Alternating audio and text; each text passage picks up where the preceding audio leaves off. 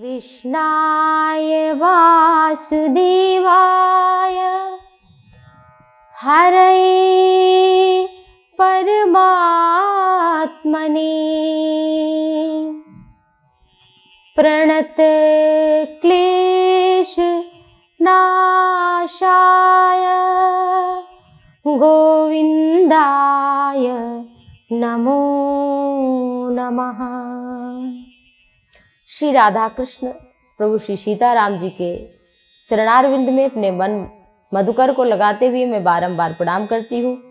Shri news channel के माध्यम से आप सभी अध्यात्म की पावन चर्चा श्रवण कर रहे हैं।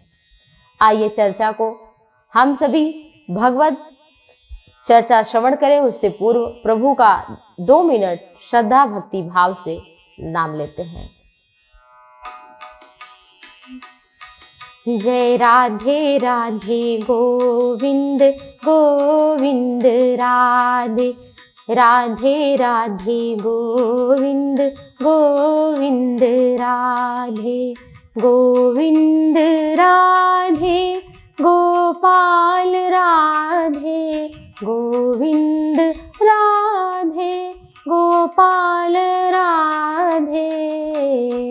जय राधे राधे गोविंद गोविंद राधे राधे राधे गोविंद गोविंद राधे राधे राधे गोविंद गोविंद राधे गोविंद राधे गोपाल राधे गोविंद राधे गोपाल राधे राधे राधे गोविंद गोविंद राधे राधे राधे गोविंद गोविंद राधे राधे राधे गोविंद गोविंद राधे राधे राधे गोविंद गोविंद राधे। प्रभु के चरण कमल में बारंबार प्रणाम। आप सभी स्वस्थ हो, निरोग हो, श्री शुभकामना के साथ आइए श्रवण करते हैं। आप सभी ने कल चर्चा में सुना था श्रीमद् भगवत गीता के 18 अध्याय, उनके क्या नाम है और गीता किसने किसको सुनाई और गीता सबसे पहले किसने सुनी और श्रीमद् भागवत महापुराण और श्रीमद् भगवत गीता में अंतर। आज हम इसको भी थोड़ा श्रवण करेंगे। श्रीमद् भगवत गीता वो है जो भगवान श्री कृष्ण ने कहा और अर्जुन पार्थ धनुर्धर ने श्रवण किया, और श्रीमद् भागवत महापुराण जिसमें 335 अध्याय हैं, 12 स्कंद हैं। भगवान नारायण ने श्रीमद् भागवत महापुराण चतुश्लोकी भागवत सबसे पहले कमल नाभि से प्रकट हुए पितामह ब्रह्मा को सुनाया। ब्रह्मा जी ने अपने मानस पुत्र कीर्तन प्रधान देवर्षि नारद को सुनाया। नारद जी ने वही कथा 7 दिन में कैसे हम मोक्ष को प्राप्त कर सकते हैं, 7 दिन में भागवत कथा की परंपरा शनकादि मुनीश्वरों के द्वारा नारद जी ने भक्ति, ज्ञान और वैराग्य के लिए, उनको पुष्ट करने के लिए आनंद के तट पर हरिद्वार में गंगा के समीप वही कथा श्रवण की। और यही कथा नैमिषारण्य के परम पावन भूमि पर भगवान वेदव्यास जी के द्वारा रचित, जो कि वेदव्यास जी ने नारद जी के द्वारा यह प्राप्त किया था, वही कथा मैत्रेय मुनि ने विदुर जी को सुनाई थी। और यही कथा नैमिषारण्य में सूत जी ने शौनक आदि ऋषियों को वही कथा 88,000 ऋषि उनके साथ में श्रवण कर रहे थे, उनको ये कथा सुनाई। तो भगवान श्री कृष्ण और उनके भक्तों की लीला कथाएं हैं, सर्ग उपसर्ग इत्यादि की कथाएं हैं। भक्ति ज्ञान वैराग्य कैसे पुष्ट हुए उसकी कथा है, प्रहलाद की कथा है, ध्रुव की कथा है, भगवान के अन्यान्य भक्तों की कथा है, गजेंद्र मोक्ष की, वृत्तासुर आदि की, अजामिल की, मत्स्यावतार और भगवान के 24 अवतारों की कथा भी है। भक्त और भगवान के चरित्र की परम पावनी कथा का नाम है श्रीमद् भागवत कथा। तो श्रीमद् भगवत गीता का ये पहला श्लोक श्रवण कर लेते हैं। गीता आप सभी जानते हैं कि हमारे जीवन में युद्ध हो ही रहा है, और श्रीमद् भगवत गीता के प्रथम अध्याय का पहला श्लोक धृतराष्ट्र उवाच धर्म क्षेत्रे कुरुक्षेत्रे समवेतायुयुत्सवः मामकाः पांडवाश्चैव किम कुरवत संजय। धृतराष्ट्र चूंकि उन्हें युद्ध का आंखों देखा हाल सुना रहे हैं, तो यहाँ जो पहला शब्द है गीता का वो है धर्म क्षेत्रे कुरुक्षेत्रे। ऐसे ही नहीं लिख दिया गया धर्म क्षेत्र कुरुक्षेत्र, इनका भी अर्थ है, इस शब्द का भी अर्थ है, बहुत बड़ा मतलब है। जब व्यक्ति धर्मवान होता है तो ध्यान रखना वो निर्भय हो जाता है, जब वो अधर्म पर चलता है तो व्यक्ति दुखी हो जाता है। तो जो पहला शब्द है गीता का वो धर्म क्षेत्र कुरुक्षेत्र। धर्म क्षेत्र अर्थात धर्म पर ही चल करके आप अपने कार्य को करें। अगर आप अधर्म से किसी काम को चलेंगे तो आपकी ऊर्जा अपने आप कम हो जाएगी, आपका मनोबल अपने आप टूट जाएगा। जिस काम को करके हमें डर लगे वही काम अधर्म है। इसलिए धर्म क्षेत्र कुरुक्षेत्र, कुरु जो है ऐसी जगह है क्योंकि पांडव और कौरव ये दोनों कुरुवंशी हैं, लेकिन धृतराष्ट्र के मन में भेद है कि ये हमारे पुत्र, ये पांडु के पुत्र। इसलिए वो कह रहे हैं कि मामकाः पांडवाश्चैव, मतलब अपने पुत्रों को और पांडव के पुत्रों को अलग बता रहे हैं कि ये दोनों कुरुवंशी हैं। और कुरुवंशी यहाँ कुरुक्षेत्र इसलिए कहा गया है कि ये राजा कुरु जो इनके परम पूर्वज थे, कई पीढ़ी पहले जो हुए थे, राजा कुरु ने इस भूमि पर तपस्या की थी। तो युद्ध होने से पूर्व ये था कि भाई युद्ध कहाँ हो, भूमि का भी शोधन होना चाहिए। भूमि का बड़ा प्रभाव पड़ता है। आप किसी अच्छी जगह पर जानते, कहीं नदी के किनारे जाते हैं, शांति वाली जगह पर जाते हैं, पहाड़ पर जाते हैं, एकांत में जाते हैं, मंदिर में जाते हैं, तो आपको एक अलग फीलिंग आती है, वहाँ पॉजिटिव एनर्जी अपने आप मिलती है हमको। लेकिन अगर जहाँ लड़ाई हो रही हो, जहाँ झगड़ा हो रहा है, जहाँ बहुत गंदगी हो, देखिए आपकी मानसिकता अपने आप कैसे वहाँ बदल जाती है। आपका स्वभाव बदल जाएगा। जिस क्षण आपको क्रोध आएगा आपका पूरा शरीर बदल जाएगा, आपकी मनोवृत्ति, बाह्य वृत्ति सब कुछ बदल जाती है कि नहीं बदल जाती। इसलिए भूमि का युद्ध होने के लिए, युद्ध होने से पूर्व भूमि का भी शोधन किया गया। धर्म क्षेत्र, और ये क्षेत्र किसका है, ये बात जो है पांडवों के लिए, क्योंकि पांडवों के साथ धर्म है और जिसके साथ में धर्म होता है विजय उसी की होती है। आज नहीं तो नारायण सोचिए, परब्रह्म परमात्मा, सारथी की क्या कोई औकात होती है। कोई ड्राइवर हो तो ड्राइवर से आदमी तू कहकर ही बात करता है या बहुत छोटा मानता है उसे कि अरे तेरी क्या हिम्मत, तेरी क्या औकात। तो आज भगवान परब्रह्म परमात्मा सारथी बने हैं, युद्ध भूमि में रथ चला रहे हैं। क्यों? क्योंकि अर्जुन धर्म पर है, अन्याय पर नहीं है, न्याय पर है। उन्हें अपने बल पर, अपने पौरुष पर और धर्म पर, ईश्वर पर पूर्ण विश्वास है। और ईश्वर उसी का साथ भी देता है जो धर्मवान होता है, धर्मनिष्ठ होता है। अधर्मी, मैंने मनुस्मृति में पढ़ा है कि जो भाई के साथ अन्याय करता है वो केवल उस अंश का उपभोग केवल 10 साल कर सकता है, उससे ज्यादा नहीं कर सकता।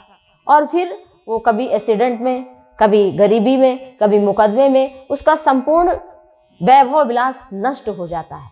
आप रावण को देख लीजिए, आप बाली को देख लीजिए, और आप कौरव और पांडवों को देख लीजिए, और बहुत सारे उदाहरण शास्त्रों में भरे पड़े हैं। तो धर्म क्षेत्र, ये धर्म किसके लिए है? अर्जुन, युधिष्ठिर तो साक्षात धर्म ही है। जो धर्म के लिए लड़ रहा है वो है पांडव और उनके साथ है भगवान। तो धर्म क्षेत्र, और धर्म क्षेत्र इसलिए भी, कुरुक्षेत्र में, कुरु से पहले देवताओं ने तपस्या की थी, ऐसा महाभारत में लिखा है। कुरुक्षेत्र में जहां युद्ध होने जा रहा है वहां पर इनसे पहले देवताओं ने भी युद्ध किया था, इसलिए इसका नाम यहाँ पर धर्म क्षेत्र है।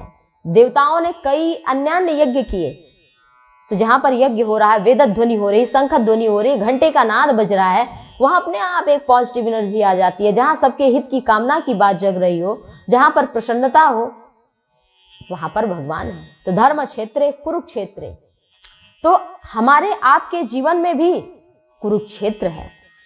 इसलिए कुरुक्षेत्र में कौन विजयी होने वाला है? जब गीता प्रारंभ हुई तब तो बात नहीं सिद्ध हो पाई थी भाई कौन जीतेगा, लेकिन अब हम लोग तो जान रहे हैं ना, भगवान तो एक लीला कर रहे हैं, एक नाटक कर रहे हैं। वो बता रहे हैं कि उस समय गीता अगर भगवान चाहते तो क्या अर्जुन का कल्याण नहीं हो सकता था? उनको कल्याण कराने की इतनी सारी लीलाएं रचने की, गीता समझाने की क्या जरूरत थी? भगवान तो नर नारायण के वो तो अवतार हैं, लेकिन उन्होंने हम सभी के कल्याण के लिए श्रीमद् भगवद गीता जो 700 श्लोकों की 18 अध्याय में सुनाई है, वो इसलिए सुनाई कि हम सबका कल्याण हो, हम सब इसको पढ़ें और अपने जीवन में धारण करें, क्योंकि हमारे जीवन में लड़ाई ही लड़ाई होने वाली है। ऑफिस में है तो भी मनमुटाव हो जाता है, कभी धन के अभाव में, कभी प्रेम के अभाव में, कभी शारीरिक स्थिति नहीं ठीक होती है, तो युद्ध तो हो ही रहा है। कभी शरीर से होता है, कभी मन से होता है, कभी बुद्धि से होता है, कभी आसपास से लोगों से भी हो जाता है। तो इन परिस्थितियों में हमें धर्म के साथ रहना। धर्म क्षेत्रे कुरुक्षेत्रे समवेतायुत्सवा माम काह पांडवाश्चैव किम कुर्वत संजय। धृतराष्ट्र बोले कि हे संजय, धर्म भूमि कुरुक्षेत्र में जो एकत्रित युद्ध की इच्छा के लिए मेरे और पांडव के पुत्र ने क्या किया। मतलब अपने और पांडव के पुत्र में जबकि पांडु नहीं रहे तो उसके बाद में इन्हें राजा बनाया गया, जबकि ये अंधे थे, इन्हें राजा बनने का अधिकार नहीं था, लेकिन कोई था ही नहीं। तो इसलिए, और अगर सत्य का बोध हो जाता ना तो महाभारत तो होती नहीं। जैसे कि बात करें पांडवों की, तो पुत्र नहीं है, वो तो देव के पुत्र हैं, देवत्व प्राप्त हैं वो। अब जैसे कि 5 पांडवों को ही ले लीजिए, पांडव तो वास्तव में 6 थे, एक कर्ण भी थे। माता कुंती को आशीर्वाद था ये दुर्वासा ऋषि का कि बहुत सेवा कर रही थी। एक बार दुर्वासा ऋषि पधारे और कुंती माता दुर्वासा ऋषि की पंखा जल करके पूरी रात सेवा करती रही। ब्रह्म मुहूर्त में जब उठे, वो सो गए थे, तो उन्होंने देखा कि कुंती अभी तक सोई नहीं। क्यों? क्योंकि उनको आज्ञा नहीं मिली थी कि जाइए आप, इसलिए वो बैठी थी। तो सेवा का फल मिलता है, अगर आप सच्ची भावना से किसी की सेवा कर रहे हैं, किसी के प्रति समर्पित हैं, तो आपको तो वो फल मिलना ही है। और संत, तो उन्होंने कहा कि हे देवी तुम कुछ मांग लो। कुछ मांगा नहीं कुंती ने, और दुर्वासा तो दूरदृष्टि थे, वो जानते थे भविष्य में क्या घटित होने वाला है। तो उन्होंने आशीर्वाद दे दिया कि तुम जिस देवता का आवाहन कर लोगी वो देवता तुम्हारे सामने प्रकट हो जाएगा। और फिर ये परीक्षा करने के लिए जब कुंवारी थी कुंती, तो एक दिन सूर्य को अर्घ दे रही थी और परीक्षण करने के लिए कि सचमुच आते हैं देवता या ऐसे ही है। जैसे ही सूर्य देवता को पुकारा, उसी क्षण भगवान सूर्य प्रकट हो गए और अपना स्वरूप देकर के कुंडल कवच के साथ कर्ण को देकर के चले गए। तो सूर्य पुत्र कहलाए, जिन्हें गंगा में प्रवाहित कर दिया था, गंगा माँ को समर्पित करते हुए कि आप इन्हें सही जगह पहुंचा दीजिए। और उन्हें एक राधे नाम के दंपत्ति ने उनका पालन पोषण किया, इसलिए वो सूत पुत्र कहलाए। जबकि वो थे सूर्य पुत्र, उनका तेज अद्भुत था और महादानी थे कर्ण। और अगर बात करें, देखो ये बात उस समय कोई नहीं जान रहा है, सब छिपे हुए। बाद में अर्जुन को पता चलता है, जब युद्ध होने वाला है, युद्ध हो रहा है, उस समय पता चलता है उससे थोड़े ही पहले कि हमारे बड़े भ्राता हैं, सबसे बड़े भैया हैं, हमारे छोटे भाई हैं। तो कर्ण ही युद्ध ना करते, युद्ध होता ही नहीं महाभारत का। और युधिष्ठिर, जब आप सभी को पता है कि पांडु की 2 पत्नियां हैं, एक कुंती और एक माद्री। पांडु जब एक राज्य पर मद्र देश के राजा पर चढ़ाई की और जीत लिया तो उन्होंने अपनी कन्या समर्पित कर दी माद्री को, और माद्री से भी विवाह हो गया। माद्री को लेकर के आए और एक दिन जंगल में ऋषि मुनि की रक्षा कर रहे थे, तो उन्होंने एक ऋषि पत्नी और ऋषि को संसर्ग, दंपति पुत्र की इच्छा से, संतान की इच्छा से संसर्ग करने वाले थे कि उसी क्षण उन्हें लगा कि ये कोई शेर है, और उन्होंने बाण चला दिया। तो ऋषि का जीवन तो समाप्त हो गया। उनकी पत्नी ने कहा कि मैं संतान की कामना कर रही थी और उसी समय तुमने बाण मार दिया, तो मैं तुम्हें श्राप देती हूँ, जिस क्षण तुम पत्नी का संसर्ग करोगे उसी क्षण तुम्हारा जीवन समाप्त हो जाएगा। और पांडु, जब कुंती को यह बात पता चली तो कुंती तो बहुत समझदार थी, उन्होंने सोचा कि पांडु का जीवन समाप्त ना हो जाए उससे पहले ही हम दुर्वासा के द्वारा जो मिला हुआ हमें आशीर्वाद है उसको मैं प्राप्त कर लेती हूँ, और हमसे और पांडु से तो संतान या माद्री से तो हो नहीं सकता है। तो उन्होंने बैठ करके देवता का आवाहन किया, धर्मराज का आवाहन किया। साक्षात धर्मराज शरीर के साथ में प्रकट हुए और उन्होंने धर्मराज युधिष्ठिर को दिया, तो धर्म के पुत्र हुए। साक्षात वायु देवता का आवाहन किया, वायु देवता प्रकट होकर के भीम को दे करके गए, और इंद्र का आवाहन किया तो अर्जुन प्रकट हुए, अर्जुन को दे करके वो चले गए। नकुल और सहदेव को अश्विनी और कुमार ने दिया।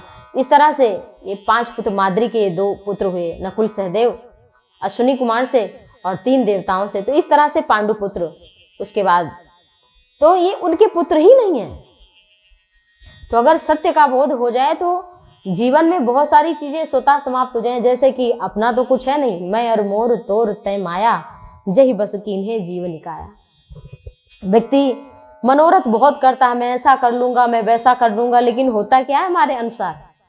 अब सोचिए, कौरवों ने थोड़ी ना सोचा कि हम युद्ध में हार जाएंगे।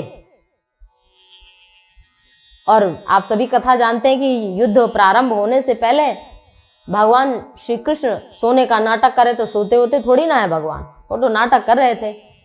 तो युद्ध होने वाला था, तो दुर्योधन ने भी सोचा कि चले हम कृष्ण से कुछ मांग के ले आए। वो पहले पहुंच गए थे दुर्योधन, और इधर अर्जुन भी पहुंचे, लेकिन दुर्योधन में अहंकार था, वो सिर के पास बैठ गया। अब कोई आपके सिर के पीछे बैठा है, आप कैसे देख पाएंगे? लेकिन अगर कोई चरण के पास बैठा, आँख खुलेगी तो सबसे पहले आप उसी को देखेंगे। तो इसलिए बैठना उठना भी कहाँ है, ये हमें शास्त्र सिखाते हैं, अहंकार रहित होना। तो अर्जुन तो चरण के पास बैठ गए। भगवान की आंखें जब खुली, बोले अर्जुन, पार्थ तुम? हाँ प्रभु। तो दुर्योधन तब तक सिर के पास है, बोला अरे केशव, मैं भी आया हूँ। भगवान ने कहा सबसे पहले तो भाई हमने अर्जुन को देखा, क्या चाहते हो अर्जुन? लड़ाई होनी है। भगवान ने कहा लड़ाई में हमारा क्या काम? कहा नहीं केशव, आपके बिना तो काम नहीं चलेगा। दुर्योधन कह रहा है कि पहले मैं मांग करूंगा। भगवान बोले नहीं, जो पहले जिसने मुझे देखा, मैंने जिसे पहले मुझे जो दिखा, मैं पहले उसी को वरदान दूंगा, उसी को मैं कुछ दूंगा जो पहले आया है, जो मुझे पहले दिखा। अर्जुन से बोले कि तुम्हें क्या चाहिए? अर्जुन ने कहा कि हे भगवान, मुझे केवल और केवल आप चाहिए। तो भगवान ने कहा ठीक है, हम तो रहेंगे, लेकिन भाई हम कोई अस्त्र शस्त्र उठाएंगे नहीं, झापड़ भी, एक थप्पड़ भी किसी को नहीं मारेंगे, हम तो साथ रहेंगे। बोले मंजूर है हमको। दुर्योधन अपने मन में हंस रहा, देखो कैसा बेवकूफ आदमी है। अरे इतनी बड़ी नारायणी सेना है, इतना बड़ा सब कुछ है इनके पास, साम्राज्य है, और ये क्या मांग रहे हैं? ये केवल निहत्थे कृष्ण को मांग रहे हैं। और इधर दुर्योधन ने कहा कि हे कृष्ण, हमें तो आपकी नारायणी सेना चाहिए। भगवान ने कहा ठीक है, तुम्हें नारायणी सेना मिल जाएगी। और अर्जुन को कहा कि तुम्हें हम मिलेंगे, लेकिन हम अस्त्र शस्त्र नहीं उठाएंगे। तो भगवान तो सारथी बन गए, जो परब्रह्म परमात्मा है वो एक चालक बन गए, वो ड्राइवर बन गए। लेकिन क्या था? उनके पास धर्म था। तो धर्म क्षेत्र कुरुक्षेत्र, ये संसार भी एक कुरुक्षेत्र है। यहाँ हर क्षण युद्ध हो रहा है, हर पल युद्ध हो रहा है, अपने मन से, अपने अहंकार से, अपने वाणी से, अपने शरीर से, अपनी बुद्धि से, अपने विवेक से। कभी धन कम है तो उसके लिए मन में युद्ध चला रहे, कैसे और अपने काम को आगे बढ़ाना है, हमको कैसे करना है, बड़ी गाड़ी लेनी है हमें, और कुछ बहुत बड़ा करना है, हमें बड़ी समाज में इज्जत चाहिए, उसके लिए क्या करना है, तो हर पल युद्ध ही हो रहा है। लेकिन हाँ, करो सब कुछ, परंतु कर्म की फल की इच्छा को त्याग करके और धर्म के साथ किसी का हक लेकर के, जैसे कि देखिए अभी दुर्योधन क्या हक मारना चाहता है और उससे वो साम्राज्य का मालिक बनना चाह रहा है, लेकिन ये कब तक हो सकता है। अधर्म प्रकृति भी उसी का साथ देती है जो धर्म के साथ रहता है। इसलिए किसी का हक लेकर के आप कभी बड़ा मत बनिए, क्योंकि वो आपको गिरा ही देगी, आपका सर्वनाश ही करेगी। तो गीता वो इसी का उपदेश देती, गीता जीने का नाम है, गीता तो हर सांस सांस में समाहित है। तो आप सभी से फिर अगले एपिसोड में दर्शन होंगे। तो आप सभी को जय श्री हरि, जय श्री राम।